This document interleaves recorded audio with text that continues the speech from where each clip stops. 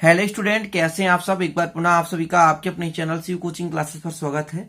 Class 12 physics NCERT में आज हमारा टॉपिक है किरचॉफ का नियम। और किरचॉफ के नियम में प्रथम नियम और द्वितीय नियम दोनों को समझाएंगे। तो पहले कुछ रूपरेखा समझते हैं। देखिए, पहले किरचॉफ के पहले ओम का नियम आया। ओम का जो नियम है उसकी सहायता से सरल विद्युत परिपथ के नेटवर्कों से संबंधित समस्याओं का हल किया जा सकता है। लेकिन जो जटिल विद्युत परिपथ हैं उनके नेटवर्कों से संबंधित समस्याओं को हल करना आसान नहीं था, असुविधाजनक होता था। जिससे किरचॉफ ने सन 1842 में दो नियम का प्रतिपादन किया, जिसकी सहायता से जटिल परिपथों का हम नेटवर्क समस्या हल कर सकते हैं।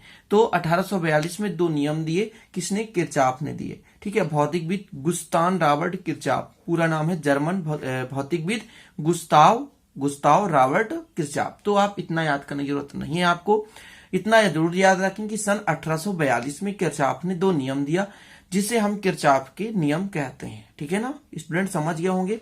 तो क्यों दिया गया? क्योंकि ये धारा वितरण से संबंधित नियम है। जो ओम का नियम था वो भी धारा वितरण से संबंधित नियम था। क्या था कि प्रवाहित होने वाली धारा उसमें उत्पन्न विभवांतर के समानुपाती होती है। ये था ओम का नियम। इसी के आधार पर आगे व्याख्या करने के लिए जटिल परिपथों के लिए किरचॉफ ने दो नियम और दे दिए 1842 में, जिसे हम किरचॉफ का नियम कहते हैं। क्लियर? तो ये रूपरेखा था कुछ जो कि आपको जानना जरूरी है। पेपर में नहीं पूछा जाता लेकिन समझना जरूरी है। ठीक है, अब चलिए देखते हैं प्रथम नियम।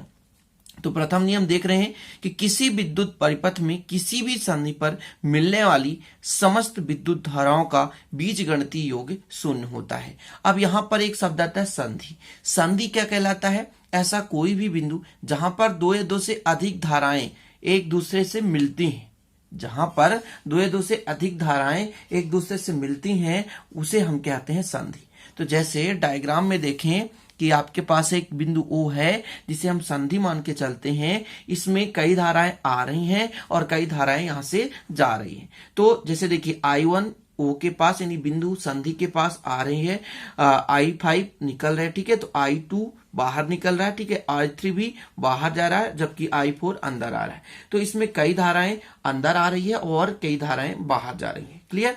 तो इस संधि पर मिलने वाली समस्त धाराओं का बीजगणितीय योग क्या होता है? शून्य होता है। कुल मिलाकर जितने धारा अंदर की ओर आ रहे हैं उतने ही धारा बाहर की ओर जाएंगे। समझिएगा, शून्य का मतलब है दोनों चीज बराबर, जितना प्लस उतना माइनस। यानी जितना भी अंदर की ओर आ रहे हैं, जितने भी अंदर की ओर आ रहे हैं वो प्लस कहलाएंगे, और जो बाहर जा रहे हैं मतलब घट रहे हैं तो निगेटिव कहलाएंगे। तो इस तरह से आने वाले को हम धनात्मक चिन्ह से दर्शाएंगे और जाने वाले धाराओं को हम ऋणात्मक चिन्ह से दर्शाएंगे। तो कुल मिलाकर बिंदु O पर कितनी धाराएं आ रही हैं? दो धाराएं I1 और I4 आ रही हैं, जबकि I2, I3, I5 तीन धाराएं बाहर निकल रही हैं। क्लियर? तो किसी विद्युत परिपथ में आपका एक विद्युत परिपथ है जहां पे एक संधि है। संधि पर मिलने वाली समस्त विद्युत धाराओं का बीजगणितीय योग कितना होता है? शून्य होता है। क्लियर? इतना समझ गए होंगे। मतलब जितनी धाराएं आ रही हैं उनका योग और जितनी धाराएं बाहर जा रही हैं उनका योग हमेशा बराबर होगा। आने वाले धारा और जाने वाले धारा का मान हमेशा बराबर होगा। यही बता रहा है ये किरचॉफ का प्रथम नियम। क्लियर? तो फिर आपको यहां पर ये दिख रहे हैं समीशन I का मतलब होता है योग। आने वाली और जाने वाली समस्त धाराओं का योग कितना है? शून्य है। क्लियर? यहां पर आपको समझना है डायग्राम I1, I4 संधि की ओर आ रही है, जबकि I3, I2, I3 और I5 बाहर की ओर जा रहे हैं। क्लियर? तो ये डायग्राम आपको बना लेना है। ठीक है ना, यहां पर लिख भी लेना है कि किरचॉफ का प्रथम नियम, तो और अच्छा रहेगा। किरचॉफ का प्रथम नियम, ये चीज आप लिख लें, किरचॉफ का प्रथम नियम।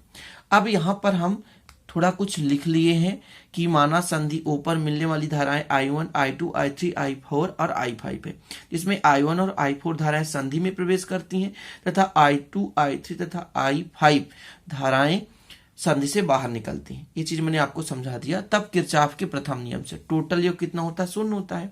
मतलब I1 minus I2 minus I3, ये I1 और I4 धनात्मक है क्योंकि संधि की ओर आ रही है, जबकि I2, I3, I5 ऋणात्मक है क्योंकि संधि से बाहर की ओर जा रही है।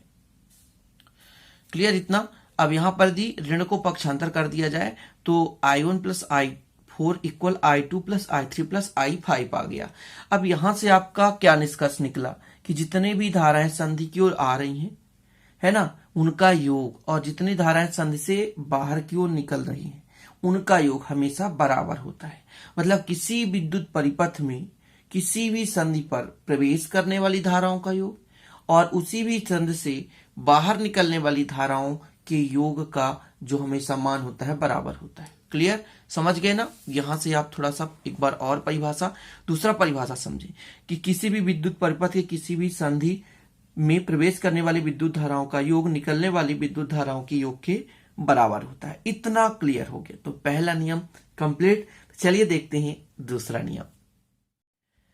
दूसरा नियम थोड़ा सा पहले नियम से टफ है, थोड़ा सा कठिन है, बस इसको बेसिक से आप समझेंगे आसानी समझ में आ जाएगा। देखिए, किरचॉफ का द्वितीय नियम एक बंद जाल के लिए है। पहली बात, बंद जाल या बंद पास या बंद लूप भी यदि आ जाए, ठीक है ना।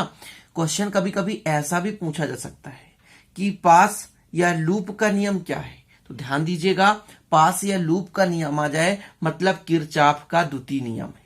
पास या लूप का नियम किरचॉफ का द्वितीय नियम है, इतना आप लोग समझें, ठीक है। तो किरचॉफ का द्वितीय नियम क्या है?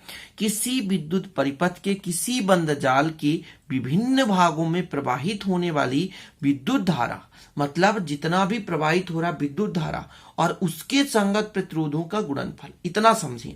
जैसे परिपथ में विद्युत धारा प्रवाहित हो रहा है और उसमें जो भी प्रतिरोध है उनका गुणनफल करके योग करेंगे। मैं क्या कह रहा हूं, चीजें समझें कि आपके पास एक परिपथ है, परिपथ में बहने वाली धारा है और जहां से धारा बह रही है उसमें कितना प्रतिरोध है, उनके गुणनफल का योग। आगे समझें, बीजगणितीय योग उस जाल में उपस्थित कुल विद्युत वाहक बलों के बीजगणितीय योग के बराबर होता है। कहने का मतलब जैसे आपके पास ही बंद जाल है, ABCD, ऊपर वाले की बात कर रहा हूं, ABCD बंद जाल है, तो जैसे इस पे I1 धारा है, इसका प्रतिरोध R1 है, तो इसके गुणनफल का योग। क्लियर।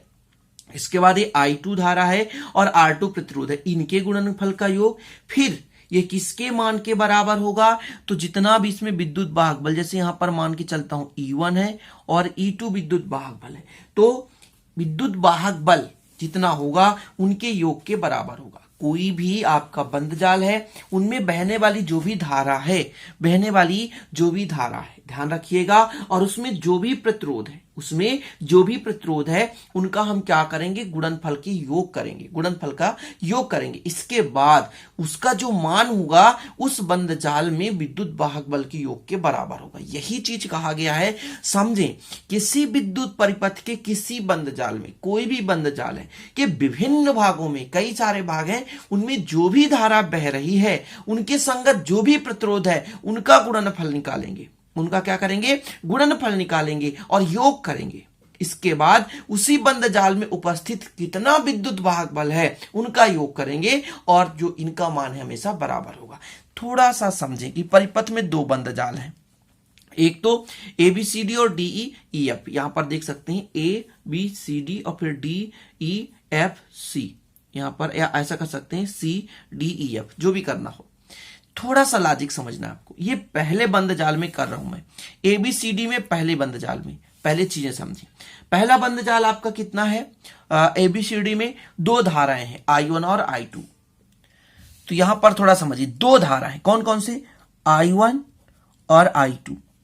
इनके संगत प्रतिरोध कितना है उनका गुणनफल करें, R1 और R2, दोनों का योग करेंगे। लेकिन ये एक धारा दूसरे धारा के विपरीत है। देखिए, इसकी डायरेक्शन इधर, इसकी भी डायरेक्शन इधर, तो बीच में माइनस हो जाएगा। यदि ये प्लस में है तो ये माइनस में हो। क्यों?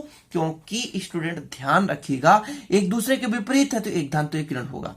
अब इनमें यदि मैं कह दूं विद्युत वाहक बल यहाँ पे E1 है, E1 मान के चलता हूं, E1 मान लू, इस पे विद्युत वाहक बल E2 है और हमको दोनों का योग निकालना, लेकिन एक दूसरे के विपरीत है तो हम यहां पर कर देंगे। अब इससे आप परिभाषा निकालें कि किसी भी बंद जाल में बहने वाली विभिन्न भागों में विद्युत धारा और उनके संगत प्रतिरोधों का गुणनफल का योग। अब कहेंगे सर माइनस है, योग का? अरे योग है मेरे भाइयों, योग है। केवल माइनस क्यों है? क्योंकि विपरीत चिन्ह के कारण ऋण हो गया। धन का गुणा ऋण से होगा तो ऋण होगा, है ना। तो विभिन्न भागों में बहने वाली धारा और उनके संगत प्रतिरोधों के गुणनफल का योग गुणनफल का योग, यहां माइनस केवल विपरीत चिन्ह के लिए है, गुणनफल का योग उनके संगत जो भी आपका कुल विद्युत वाहक बल है इस बंध जाल में, जैसे E1 और E2 कुल विद्युत वाहक बल है, ठीक है। तो इन विद्युत वाहक बल के बीजगणितीय योग के बराबर, ये भी योग है लेकिन विपरीत चिन्ह के कारण माइनस लग चुका है।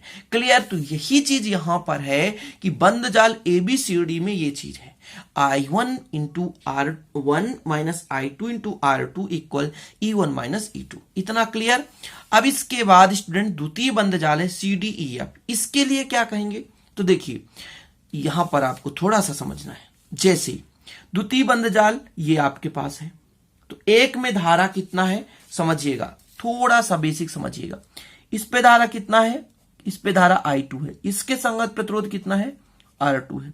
इनके जो डायरेक्शन है विपरीत नहीं है, एक ही दिशा में, इधर है और ये इधर बह रहा, तो डायरेक्शन एक है, इसलिए यहां पे प्लस होगा, ठीक है ना। इस पे टोटल धारा कितना बह रहा है?